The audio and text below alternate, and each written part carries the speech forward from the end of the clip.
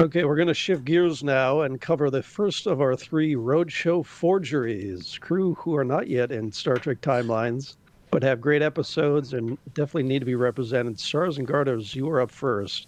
Tell us about your Roadshow forgery. What are you talking about? This isn't a forgery. This is a gold-plated, authenticated, it's signed, it's dated, carbon-dated, in fact. This is a perfect piece. This is the Conflicted Doctor from Latent Image. Probably my single favorite episode featuring the Doctor that focuses on him. Lots of meaty interpersonal drama, a good mystery. Also, you and I watched this episode recently, and we were both struck by a lot of really strong directorial choices that are done to really heighten the drama and keep the mystery going. And Picardo just absolutely kills it here. Like, he steps close to the line of overacting at points where it's nearly histrionics, but he's very good at just keeping just close enough that it's like, no, this feels like a real person going through a real pain and really struggling with the moral and ethical ramifications of what he's done, even though no one else on the crew would possibly blame him for it. He himself is racked with guilt, and I just had to kind of immortalize it in some fashion. It's like a bit of a crime, but he's not in the game yet, really. So what kind of timelines related goodies do you have for us in terms of skills and traits and any relevant quotes? So, in terms of traits, I have always been accused of giving out too many, and to which I say, screw you, they should have as many traits as they actually had in the episode. So, human, hologram, self-consideration, these are all pretty standard. Musician, physician, these again are pretty standard. Desperate and brutal, I feel very much fit the emotional headspace that he's in this episode, where he's desperately searching for answers as to who's been tampering with his program. That moment with Neelix in the mess hall where he's just brutally slamming, like nuts and grinding them up and threatening Neelix in a way, even though it's not really, he doesn't mean to come across like that. He's just really feeling something that he's never felt before. Resourceful, like me and Otto were like ruminating on the fact that he's very, very canny about what he chooses to do. He's not above thinking the worst of some of his crewmates, but he's like, well, natural selection, elimination of events rather, means that someone on the crew has to have been involved in this in some capacity, and he leaves the holo camera up to capture an image as to who is tampering it, and obviously it ends up being Janeway. Investigator is a natural fit. At that point specifically, I love that well, first of all, they already established a precedent at the beginning of the episode. What does this hollow imager do? And it builds the character like from the inside out. You see the skeleton, musculature, and then the skin. And that, so when they repeat it, it seems natural, but it's also such a great dramatic build up into, oh, who's the person going to be? Who broke into the sick bay? And then we finally see it reveal Janeway, and it's like, oh, it's the captain. So that was great how they did that. Yeah, no, it's a really great directorial flourish on what could have otherwise just been a cut, and then it's Janeway. It's a nice way of building up the suspense. And it puts you in the Doctor's headspace, which is really important for this episode. Neurologist is appropriate for the surgery that he has to do in the flashback. I feel like that's appropriate here, and it's not a trait that gets bandied around often. And prisoner, I feel, is appropriate, not just because he is in some ways he is a prisoner of the crew here, and that he is rebelling against them and he doesn't want to be confined to sick bay, but they're forcing him to undergo this treatment, as it were. But he's also a prisoner of his own sort of, I suppose it'd be a developing neuroses or just a racked with guilt. He is a prisoner of his own mental state, and he's just trapped in this loop and unable to get out. And it's likened to a computer program that can't resolve and can't finish its process, but it's way more similar to a human being just struggling with the ramifications of a world that puts you in these situations, and you have to just deal with it. It's just a really fascinating look at his psychology. All right, I'm going to flip the script here. Idle first, and then Skycap. How many bars of gold press platinum would you put a value on Conflicted Doctor if he were in game today? I mean, if it's that art that we're seeing on screen right now, this is a tasty crew. You've given him quite a hefty voyage score here. He's definitely up there in the top cards. Him being med sci, maybe a little bit down on that. So I'd probably give this. Despite you giving loads of traits, not a lot of those are collectible, and one is a huge collection. So you're probably not like I give it a good 8. I think this is it's a good card. You want him.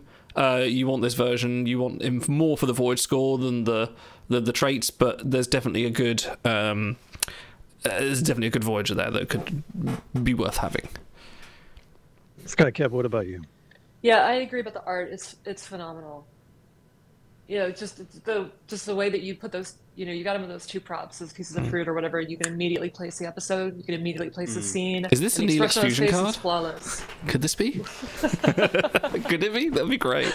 Let's not give him any ideas. Yeah, and then Voyager number 5. I don't need to read anymore. I'm paying 10 bars for this card. It's beautiful. 10 bars. Wow. Okay, well, we'll get...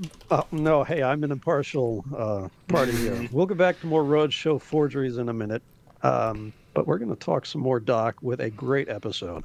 This next piece was manufactured on September 8th, 2016, so still near the game's launch. And when you pull the frayed cord on his back, he, of course, identifies himself as the command hologram. Reach for the sky. He's got a mouth-watering skill set with abysmal, terrible power, even for a super rare. Was he ever any good? Our experts are about to tell you. But first, a fun fact. He's one of 2 non-physician variants in the game. The other one is the President of Earth. Now, this one is kind of debatable, and I'll let you guys weigh in, because I think they mentioned at one point there's not enough room for all his command program. They had to strip him from his medical stuff. But when he's talking to the hierarchy, he says, "You appear to be suffering from a physio-emotive disorder. You're impatient, quick to anger. Do you have any idea what that does to your vascular pressure? You may want to see a physician." So he's still got the old doc in him somewhere, so maybe he should be a physician. I don't want you kick this one off. Talk about the command hologram card. So I remember my Timelines youth collecting cards and having this one drop in at Behold, and looking at it, I was just like, oh wow, this is a very cool variant, because this is, you know, any regular Star Trek character that is in a different coloured uniform is exciting. Just for no real reason other than it's a different colour. We're like, you know, trying to relate it to Teletubbies is my favourite one, you know.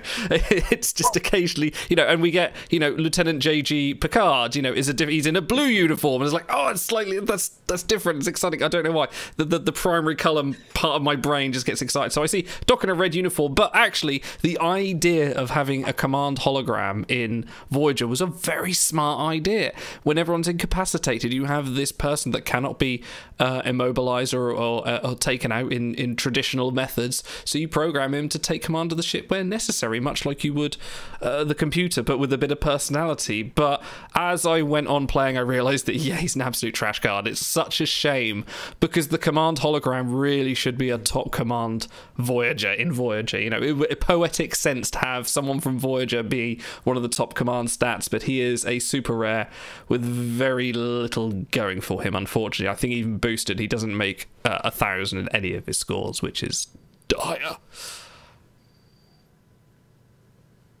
I think we can all appreciate his arena quote, "Activate the photonic cannon!" !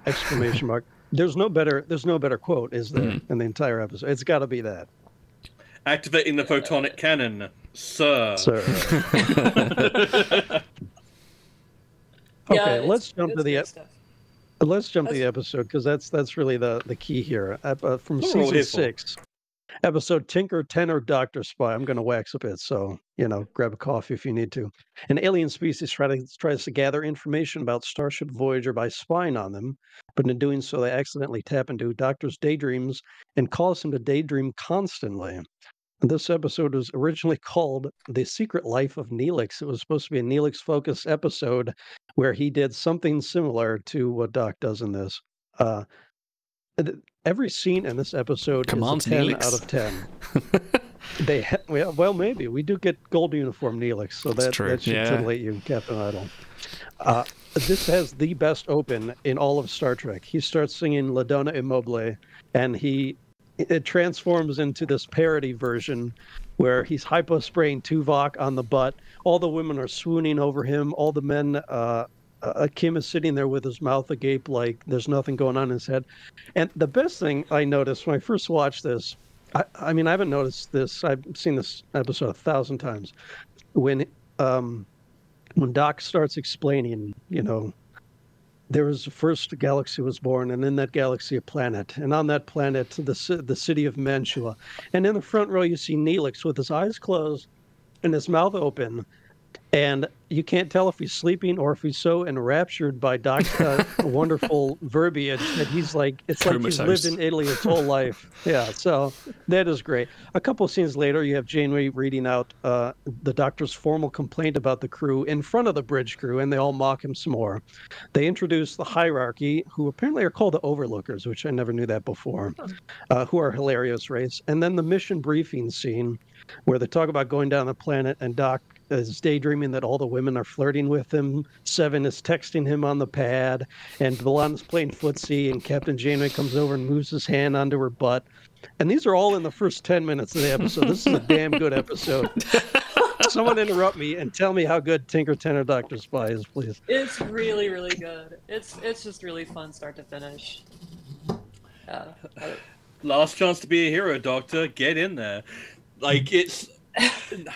We really did lose an incredible comedic talent with Majel Barrett Roddenberry, because like her reading of that line when the Doctor thinks that the warp core is about to explode and he has to jump in there and save them all is just, it's incredible. Like, this is one of the funniest Doctor episodes and one of the funniest Voyager episodes, period. There's a few that I think are just about as funny, but I don't think many that I crusp over it. It's just everything about, including the little, like Janeway says, the nice touch on the pips appearing one by one on his collar. I forgot about that. Just, yeah, no, it's just like everything about it. There's just a new everything. It's just like it's amped up to 1,000,000. And Come on, Trek, Doctor, activate. It can be very, very goofy.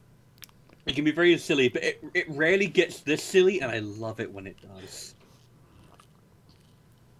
I also went back and listened to the Robert Duncan McNeil and Garrett Wong, their Delta Flyers podcast about this episode. So I learned two things. A, they think Neelix is supposed to be asleep in that first scene where Doc is rambling, which makes total sense. And B, apparently Seven had a body double for the scene in which we get that great quote from Janeway. He does the hands well when he's drawing Seven on the canvas. So there are a couple other things I noticed about this episode. More great directorial stuff. Doc is explaining toward the end that the overseers or the overlookers, a Type 3 stealth assault, and he's giving some like tactical technobabble, during which they cut to a very interested Tuvok at a station, which is great. He's relaying tactical data. Of course, the tactical guy would be interested in that. So there's a little link there. And then when this is so great, like you have to go back and watch this. When Doc is fantasizing about B'Elanna leaving Tom for him, and Doc has to reject her because there's just too many women in his life. She goes, "Oh, I need you. What will I do without you?" And Doc goes, "What about him?" And as they cut to Paris, you hear little triangle go ting in the background, and it's like, it's just so perfect. I couldn't even believe it. I had to rewind it and watch it again. Doesn't it like pan over to him and he's doing something stupid or looking like an idiot? Like smiling and waving. Yeah, he's wearing like a helicopter hat, holding a big crayon. Yeah, no, basically. So go back and listen for the triangle in that scene. It's like, oh, someone had a field day with this episode. That's perfect. That's so good. Okay, so back to the card, who is so much less thrilling than the episode. Stars, will go with you. How many bars of gold plus platinum? How evocative is he of that episode? I feel like I have to. I will have to pay in different installments. So, in terms of the value of the card, it's like a 2 out of 10. Like, what a wonderful card! What a wonderful moment! What a great skill set! What an absolute fucking waste! What an absolute waste of potential. That being said, the concept is really solid. The art, I think, is actually really good, and it's really evocative. Like you say, it's one of my favorite words when I think about art, but it really does make me think immediately of the scene, and I can hear Picardo's stumbling through that scene and the amount of fun that he's evidently having, that everyone is having. And it just makes me a little bit sad, but I'm also like, you know what? It could have been worse. It could have been an absolute bumblefuck like other Doctor variants that we will soon be covering. So I'd probably give this overall on balance a 5. I give us a 5 gold press bars, a Latin out of 10 for me. I don't know, what about you?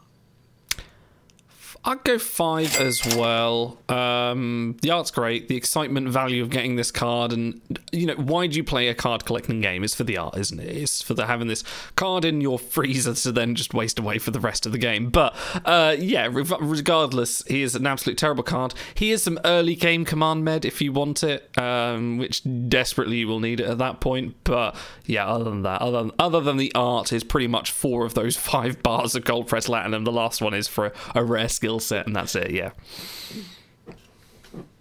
Skycap. I will go 6 for this one. I really love the idea of having this guy in your crew and just being able to think back on that episode. They also kind of nailed the traits. I love that they gave him hero. I love that they gave him tactician. Those make a lot of sense. He is musician because he's always a musician, but especially in that episode, it's one of the more memorable scenes. The ship ability, it's not maybe a daily use card, but fun to have. Does he always have the front zipper? I'm just noticing on the art, he's got the front zipper uniform. It's not the plain sort of just overall. Do they all have that? I'm pretty sure they all have that. Do they? I'm pretty sure they all have that. They just, on some of them, it's more it's just blended in, others. yeah. I need to watch more Voyager. Oh, you're blended all right. Okay, so to put a capper on this, I'll just say, if you were expecting, because it is such a great episode, good skill set, if you were expecting a powerful gold card with all of those extra accoutrements, then they won't get what they're after. I mean, you won't get what you're after. Not in a million years. Not if I have anything to say about it. Okay, another cheesy episode here. Thank you very much. I will never stop. Our next piece was manufactured on August 7th, 2017, and this figure is in excellent shape. The original felt hat is included, under which you can see the maker's mark on the brim. It says the President of Earth, and he's one of 2 non-physician variants in the game. The other one we just covered. This one makes sense. He's posing as a politician. He's also the only crew in the Bride of Chaotica collection, the black and white one, who has med. And all the other 5 skills have at least 3 pieces of representation, so he's sort of a standout there. 65% gauntlet, a lot of collections. This is probably one of the most interesting docks we have right now. Skycap, tell me about this card a little bit. This card, I forget, has some, is it ship ability or is it gauntlet? This card has some real power, right? Yeah. That I do not currently on this account own this card, so I'm blanking on what exactly he does, but I remember him being pretty good. He can high roll. Yes. So he is he's a jack of all stats, really. You get a bit of med command. It's like like secondary, tertiary. Serviceable voyage power, especially when he first debuted. A ton of collection value, like a lot of a lot of worse cards are in there. Guess what?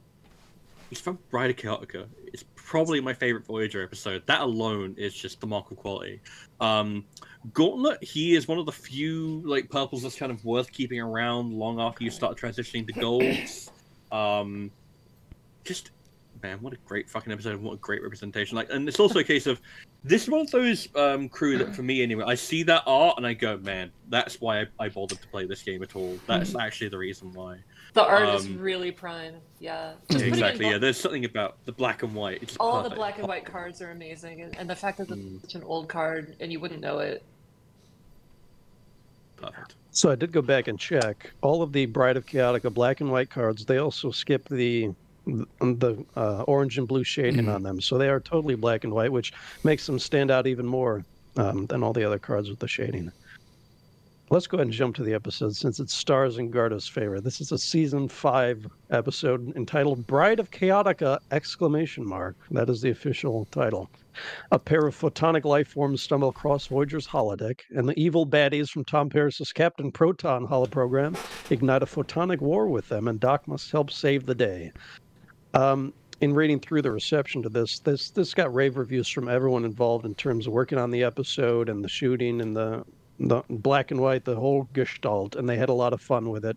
And apparently you guys had fun watching it too. Captain Idle, what do you think about this episode? I gotta love it. I recently watched this to get clips out for our What the Dub part, and I think it is all ham and it is all brilliant, and it's all like this moment where they're convincing Janeway to be Chaotica is also good, because then she steps onto the holodeck and you've got Chaotica going, "Behold my death ray," and she makes that little noise, you know. This goes, what a formidable weapon! Yeah, what a formidable weapon. I don't know. Sounds more Obi-Wan Kenobi coming from me, but. No, she's, you know, it's just fun, and I love when Star Trek has fun. You know, they're like, yeah, they're trapped in the middle of the Delta Quadrant, there's Borg behind them and Herodian in front of them, it's all bleak and dark, but occasionally they're just dicking about on the holodeck having a load of fun, and there is kind of a little bit of a real world implication with the photonic life forms coming in, just going, is this reality? Is this real? And they're like, no, you've just you've just experienced Tom Paris. What a way for first contact.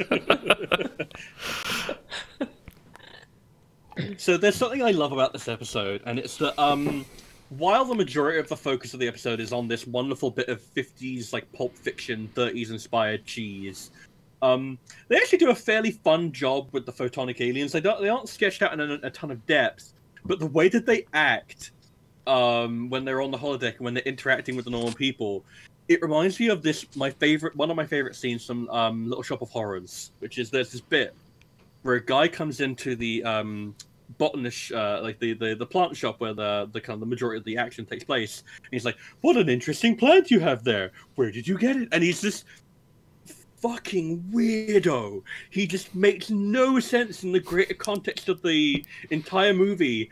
And there's something about his pronunciation and the way he emotes and the way he acts. It's like, you are a space alien, sir. And there's something of that delivery in these characters and the way that they act. And so I have a real affection for the way they sketch them out. It's like, yeah, they feel like space aliens because they're weirdos. They come from a completely different plane of reality. And they're like, this is the closest we've got. We have like big suits and fedoras and we act weird. It's like, that's the best they got. And I kind of appreciate the idea of, hey, Starfleet isn't the only people who are genuinely interested in saying hello and exploring a little bit. Like, even though this is primarily a bit of fun, there's a bit of substance here, and I really appreciate that about it. Yeah, from a character standpoint, I love that it's an opportunity for the Doctor to actually be like an ambassador or a diplomat in the situation. It kind of harkens back to the Beowulf episode that I know we're going to talk about, but I love when they like leverage like his actual functions and his actual like unique, you know, skills or unique characteristics and use that as a plot point. A couple lines from this episode that I wrote down because they got me good. The first one is when they Kim joins Paris in the holodeck and they end up on the planet, and Kim goes, "Planet X looks kind of familiar. What was the last place we went to?" "The mines of Mercury. They're identical." And Paris goes, "Sets were expensive back then." That is about as fourth wall as Star Trek gets. So that was nice. And the other line being Taurus is adjusting Doc's mobile emitter so he can go into the holodeck. And she says, "What are you going as, the Emperor of the Universe?" He says, "Well, I've been forced to scale back my role in the interest of credibility. I'll be the president of Earth." And that is so Doc. Like, of course, his ego has him as the Emperor of the Universe, but he has to scale it back just to be a president. Yeah. Look, his performance was unimpeachable. Oh. He has so many good lines in this episode. So many good of them. So many. Okay, so jumping back to the obviously campaigning president of Earth and his art, keeping in mind that this is a card from 2017, and he's still kicking. We'll start with you, Stars. How many bars of gold pressed platinum does this card get for timelines? This has to be no, you don't fuck it. I'm going to go balls to the wall. 10 bars of gold pressed platinum for this incredible piece. This is the reason that you play timelines. This is the exact formulation of iconic moment, iconic character, actual utility. You will feel the impact of having finished him long after he's been finished. And it just makes me smile to think about him. Like, even though I don't play the game anymore, I look at this card and I'm like, man, I had some good fucking times with this game because of cards like this that had a bit of love and a bit of emotion to them. Idle, what about you?